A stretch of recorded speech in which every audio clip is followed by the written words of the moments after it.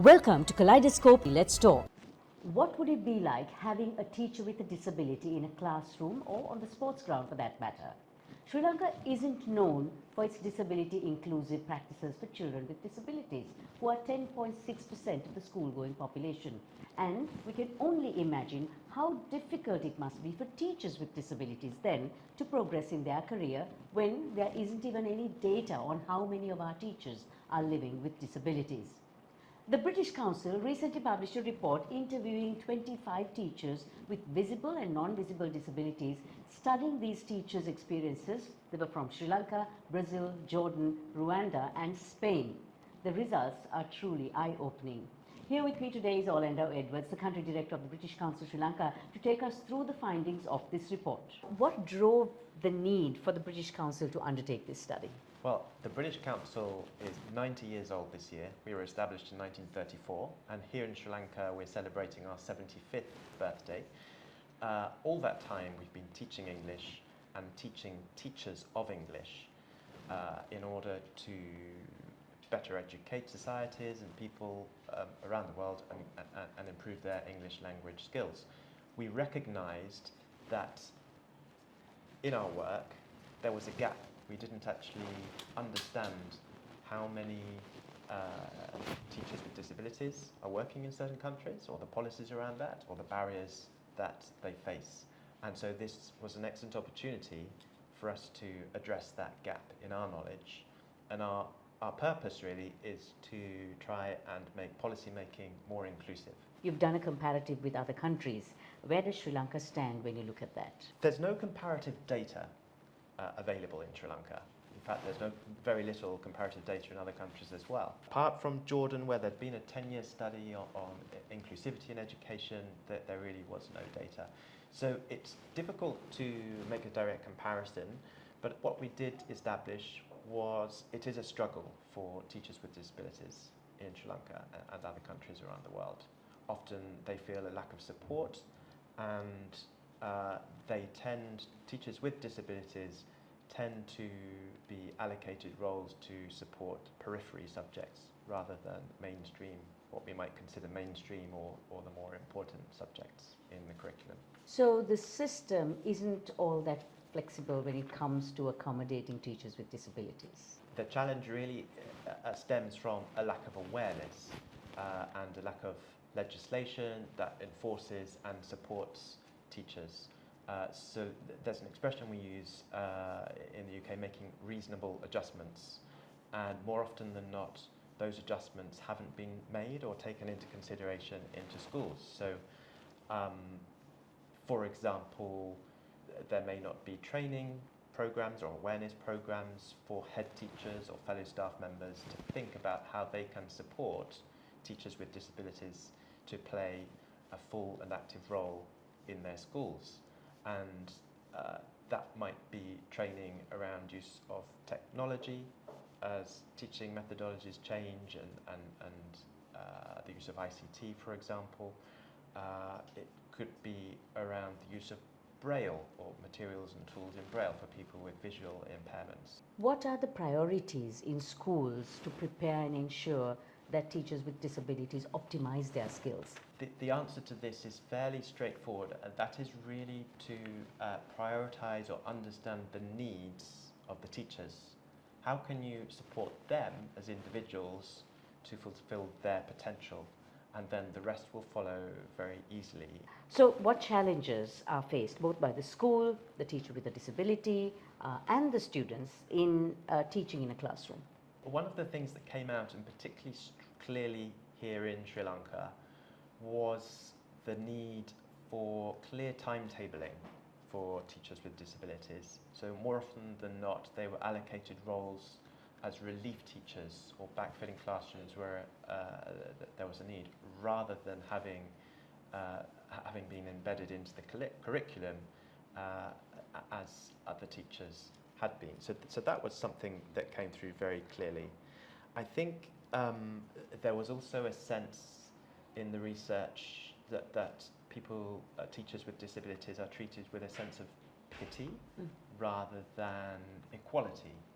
And So there's a lot that can be done to change perceptions through training, through awareness raising, and where that has happened, teachers speak about the value that they feel, how they feel valued in terms of being role models, both for people with disabilities and people who don't have disabilities, that these teachers are excellent teachers in their own right. They have the academic excellence and ability and skills, and they bring a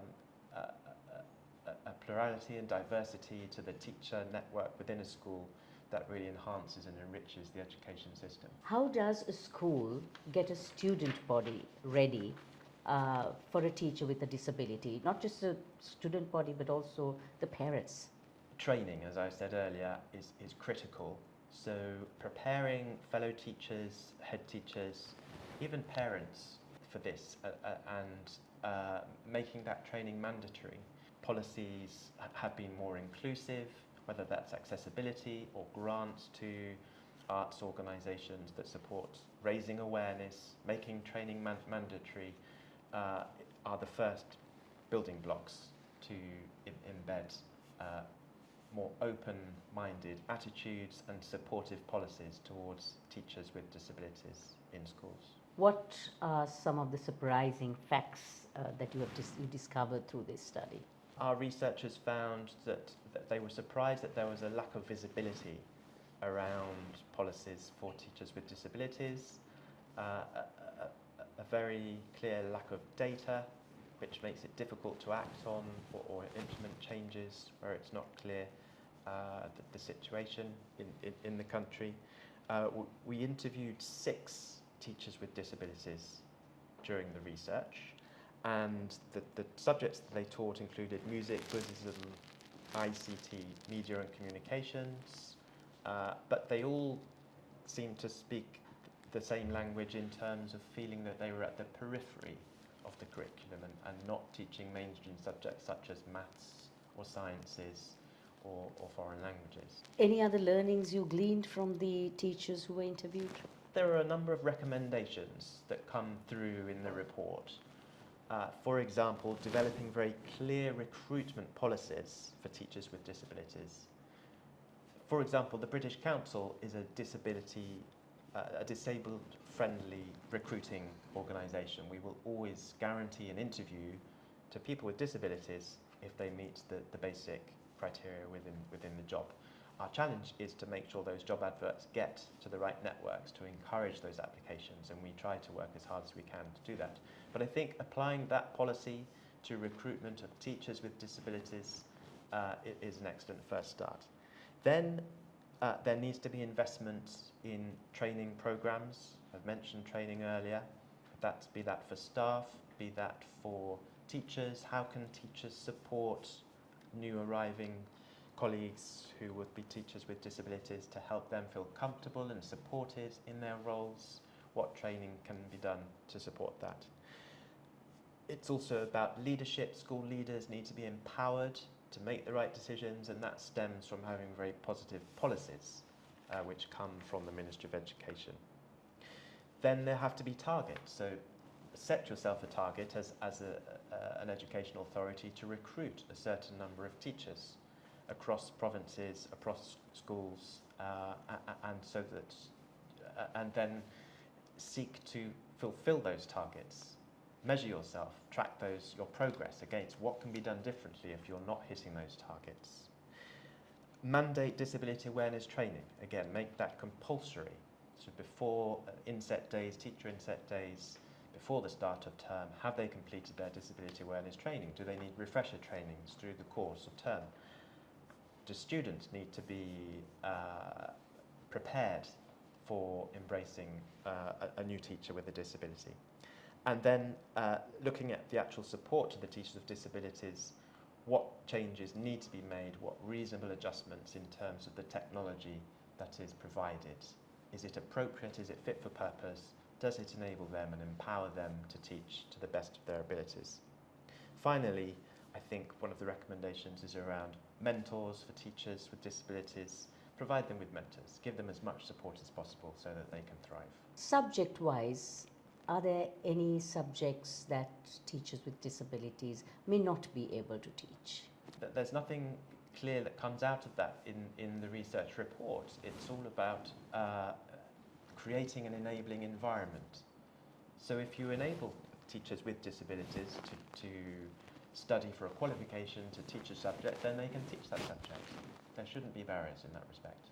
What are some of the misconceptions that people may have about teachers with disabilities that you would like to dispel? I think the misconception primarily, as I've referenced earlier, is that teachers with disabilities may not have the ability to teach mainstream subjects such as science, maths or foreign languages, and of course that's not true at all.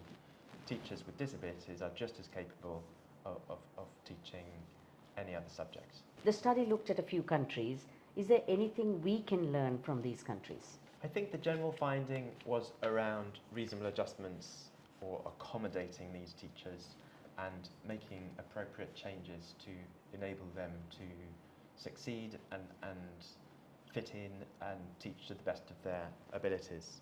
There was a finding in Jordan, for example, around being supported in the classroom and needing to have an assistant. Disabled teachers in Jordan found this unnecessary and a little disconcerting.